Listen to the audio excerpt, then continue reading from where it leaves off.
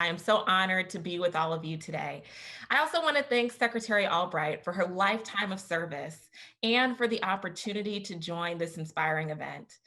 To the National Democratic Institute President, Derek Mitchell, and all of the Institute's board members for hosting this event, thank you. I am excited because of this theme of new voices. Throughout my career, I have taken the unexpected, the non-traditional pathway. I'm a nurse. And I've spent my career working to expand healthcare coverage in communities across our country. I worked to implement the Affordable Care Act. I was in the Obama administration working on public health emergencies and disasters, and then decided to return home to Illinois and worked for a Medicaid managed care plan when I happened to go to an event that my congressman had. It was a town hall during the time of Obamacare repeal. And he made a promise. He said that he was only going to support a version of repeal that let people with pre-existing conditions keep their healthcare coverage. So here I am, a nurse that worked on the Affordable Care Act, that had a pre-existing condition.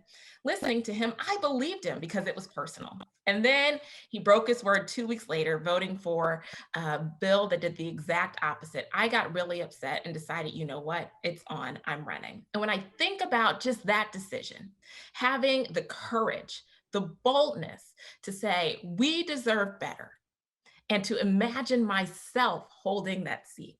That's the first barrier that I just want to explore. There are so many women in this country who see problems all around us in our communities, in our children's schools, in our workplaces, in our neighborhoods. And yet we don't always see ourselves as change agents. And if we do, we don't know the pathways to follow in order to bring that change to reality. There have been so many organizations around this country who have stepped up to embrace the notion of women's political leadership and women's political power. And so many of them begin with this confidence building exercise, convincing women to run, to see themselves as enough, to recognize their own strength and power in their own voices, and to channel that energy into our political process. I think that we kind of take for granted, given the historic gains that we've seen recently, particularly at the federal level. I mean, listen, we have a female vice president that we celebrate every day. However, we know that it's not enough. We need more of these types of encouraging curricula so that young women, mid-career women, and seasoned women can all see themselves as these change agents that are possible to transform their communities. Now, throughout my congressional campaign, I ran into many barriers. I had the nastiest attacks that were thrown on TV, not attacking anything that I said in particular, but the essence of my character, alleging that I was not who I said that I am. And the idea that someone would try to strip me of my credentials, of my identity, and put that on television for my whole community to see was something that I never imagined was possible. But I wasn't deterred and I wasn't discouraged. We kept moving forward, recognizing that my opponents knew the same thing that I did. Nurses are the most trusted profession in our country. Our voices are powerful, our voices are strong, and we were winning our race. The other key barrier in that election that I faced was raising money, and it was difficult.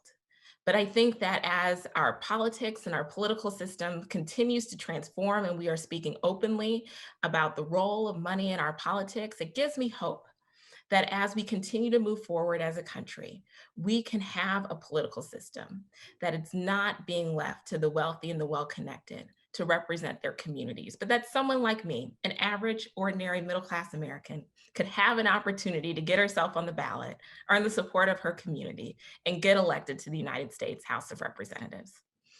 When I was sworn in to the 116th Congress, I became the youngest Black woman to ever serve in the Congress. But I was not the youngest woman. And that's extraordinary, to have the opportunity to serve with women like Alexandria Ocasio-Cortez and Abby Finkenauer and Katie Hill, three women that were younger than me in that class in the 116th.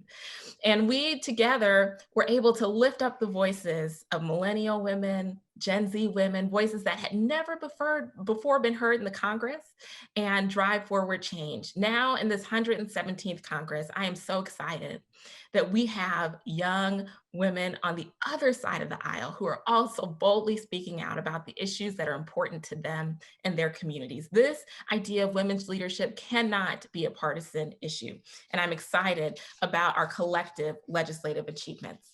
In the Congress, we often talk about legislation being signed into law. And this is a metric that my community measures my progress.